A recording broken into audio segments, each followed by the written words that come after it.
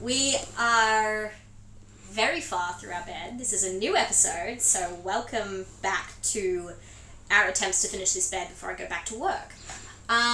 So, last episode you will have seen that we did a rough fit of the bed, and there were a few points that didn't quite go in right. So our original thought was that we would adjust one of the mortises because it seemed like one was not right and trim our head slats. And Dad did what Dad does over the last couple of days and had a think and decided, actually, we probably shouldn't do that yet. So the plan is to go through and test the tenons, the big ones for the head and baseboards, and just see if they fit into the mortises and then adjust from there, because it could be that they were under tension weird or spread weird and that's why they've not gone in properly. So the plan today is that we're going to put the head and the baseboards together without the slats, and we're going to just see how that all fits, adjust anything that we think needs adjusting then, and then we're going to try slat by slat and work out where, because it could be that one of the mortises is a little bit too short, it could be that a board is bowed. The boards are all the same length, we know that, but there's a few different variables that could be causing that. Well, these head and tail boards may be bowed. Yeah, the head and tail, well, we know that they probably are. We know that they probably are. Well, yes, we're not 100% sure, but... So we don't know anything. we know suspect. It could be the case. We suspect it could be the case. Shush. You and your certainties. So, yes, we're going to start off by doing that, and it will probably be easier... Well, Dad thinks it's a better idea to adjust the mortises than to adjust the slats. And I'm going to defer to his judgment on this. But we can see. We can see. So we'll go through this piece by piece. And see what because goes. Because at the moment, my concern is, I speak from off camera as the faceless authority. At the moment, there's too many variables. We put it together, it doesn't fit. The on the headboard there, there's about a centimetre misalignment of the main mortises with the tenons. But we don't know. There's 5 slats. It could be any of those slats. Yeah, it could be any of the slats that are causing it. And it might only be one. Yeah. And if we go cutting them all, we end up with potentially loose slats. Yeah. So, but the first thing to do is to make sure that we can put the frame together without the slats in. Yeah. And that way we can adjust anything in the mortises that need to be done or whatever to get it so that goes together. And then we can deal with the slats. Then, once we're confident of that, we can take it slat at a time, and then by the time we do all that, we should be able to assemble it. And it'll probably be lunch. Probably will be. All right. Okay, as you can see, we have a headboard. So we did some fine-tuning on this, the mortises into this one. We went down to 12 mil, and then we started redoing it, and Dad was like, actually, I don't think we need to glue it. Let's just see. So we started seeing if it would go together. And we did have to do a very minor adjustment of this tenon and this one mortise, because it turned out this tenon was still 20 mil instead of 19 mil at one point, in some points, which meant it wasn't going in. But as soon as we fixed that... Well, also it was 2 mil short. Yeah, it was also 2 mil short, which I don't know how that happened. But anyway, we started putting tension on it and it just went, like, almost immediately. We got it most of the way with this one. In fact, this one was, I think, 5 mil off the bottom just by ratcheting. So we used ratchet straps to put tension on the... And Dad was just swapping between and I was just keeping it solid.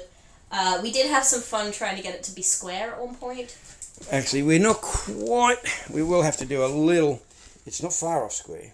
But it's... So we'll give it a little push, but it's not far off square. Yeah. Which resulted in Dad holding on to one end and me using my entire body weight to pull from the other direction.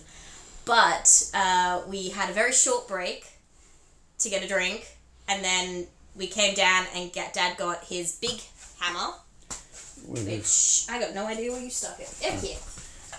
Oh gosh. That one. I got the 4-pounder. The 4-pounder. And he, I think, took 10 swings to get it the rest of the way in. And of course, I put a bit of ply on there to avoid making any marks. Smashing it. But we have a headboard, so we need to dowel it, and that's it.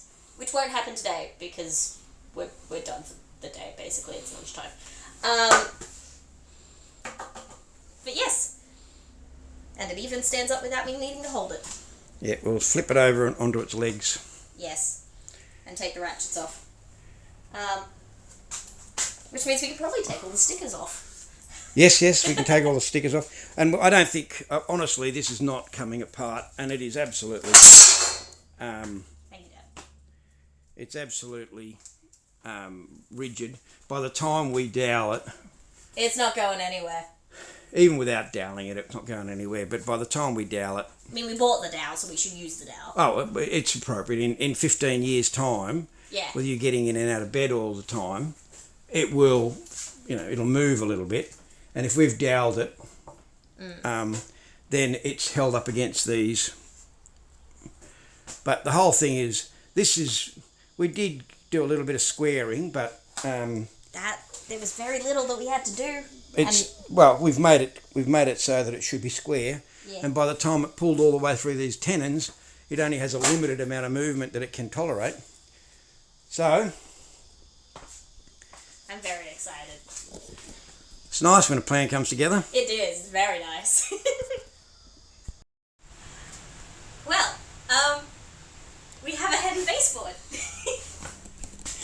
We've just clamped 2 of the long ones on just to kind of get an idea of the shape and the size and everything. But I'm really, really excited. I spent today just doing a few tweaks on the baseboard, getting all the mortises of the head and tail, top and bottom of the baseboard, down to 12 mil, just confirming all our numbers. We did have to go in with the buffing wheel just a little bit on some of them. On the tenons. On some of the tenons. And then I thought I had the up and down correct. I didn't, so we had to then undo it and then redo it. And then it went together easy! We're putting this together, and this ended up being upside down to where it should have been. Yeah. So it was a case of knocking it all apart. And then it went together very, very quickly. But, yes. I'm very excited. And can you see me now? Yeah. And this is what I end up looking like. It's very warm down here. So warm. And very humid.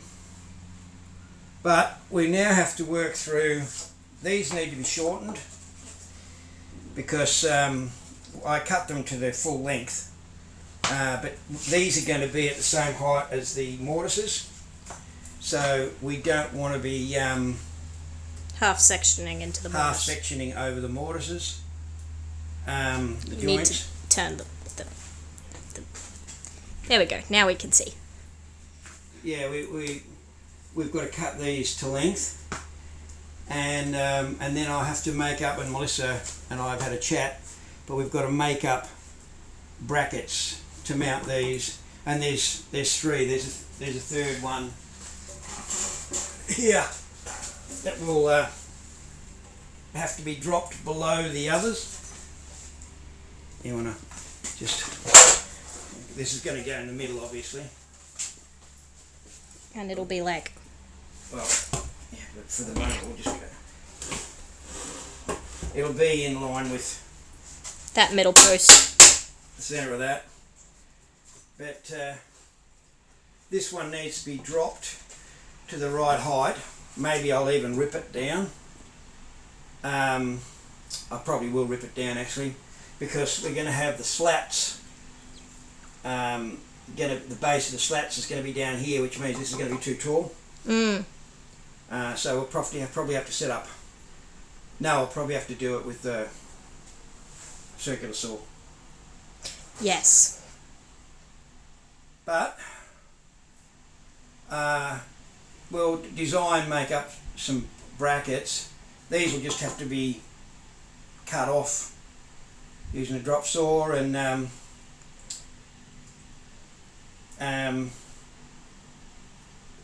mounted with brackets. So we're getting very, very close. That'll do.